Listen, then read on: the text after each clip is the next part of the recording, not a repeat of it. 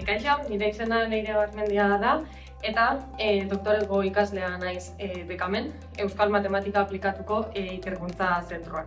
Nire doktorego tesia estatistikako arloan zentratuta dago, eta gure helburua modelo multiestado bezala ezagutzen diren ereduen aurresateko gaitasuna neurtzea da.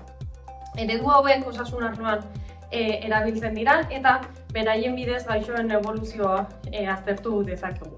Niretzako ikerkuntza hau interesgarria da, honi esker gaixotasunaren eboluzioa era egoki batean aurre esan dezakegulako, eta beraz nolabait osasun arloan aportazio txiki bat egiten dugu matematikaren bidez.